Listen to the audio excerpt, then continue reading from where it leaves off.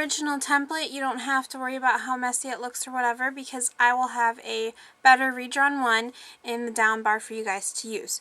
So for this, you will need 2 pieces of a medium brown, like a dark brown but not too dark, and one will be the outer hood and one will be the inner hood.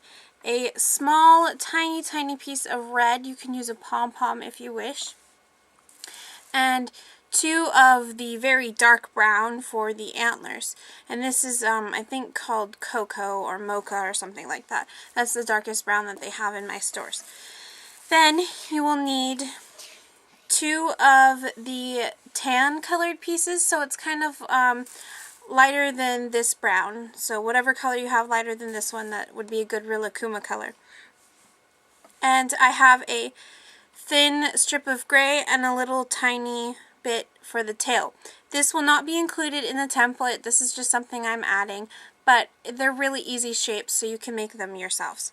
And then this is the Rilakkuma back, and this is the Rilakkuma front. So for this, you need the white tummy piece, the white muzzle, and I will be embroidering the mouth on, so I don't really need to cut that out of felt. And 2 black felt eyes and 2 yellow felt ears. So the first thing that I want to do is to attach the tummy, the mouth, the eyes, and the ears, and the zipper and the tail. And then I will show you what to do next. This is what they look like after they're done. So the back has the zipper and the little tail.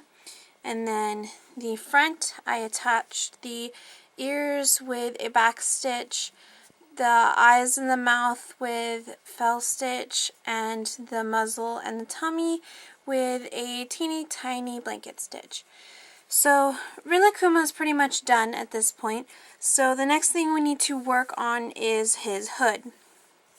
So there's a back piece and a front piece. The front piece, you need to make sure that it goes over his head without covering his face. So make sure you double check with this when you add his face on, to make sure that it doesn't cover it. The hood is actually a reindeer hood. I cut out a tiny little bit of red for the reindeer's nose, which I will attach with some thread, and then like I did with Rilakkuma's muzzle, I'm going to embroider some eyes on, and then I will quickly attach the antlers onto the front piece, and then I will show you the next step to do. Here is what the hood looks like so far. So all I did was just fell stitch the nose, French knot the eyes, and do a quick stitch to attach the antlers. And when you attach the antlers, make sure to place them between the eyes and the nose, or else they look kind of derpy. So the next thing to do would be to decorate, embroider the back, just like the picture of the original plush.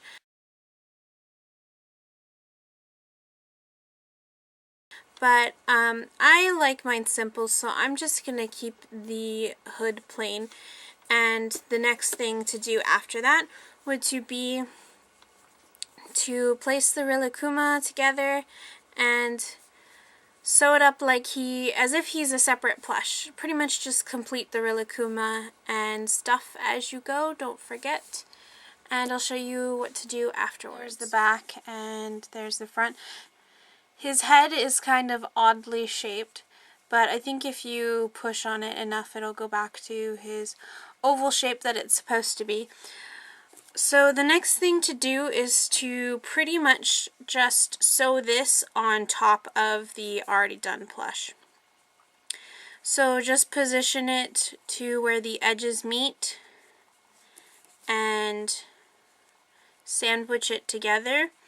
And then do a blanket stitch all the way around. But I'm going to attach the head part and through the ears with the blanket stitch. But when it comes to the arms, I'm just going to attach the 2 dark brown pieces together. That way you can flip it up and see his arms underneath. And then I will show you the last few steps after that. Here's what it looks like, and as you can see, I can still flip up the cape part so you can see the back, but the head is completely sewn into the hood of the cape. So this is what it looks like, and now it is our last steps is to decorate it. So you can either use white felt if you want, and you sew on before you sew it together, but I have this fuzzy fabric that I really like, and I think it would look perfect. So you can sew this on, but I am going to take the easy way around and hot glue it on.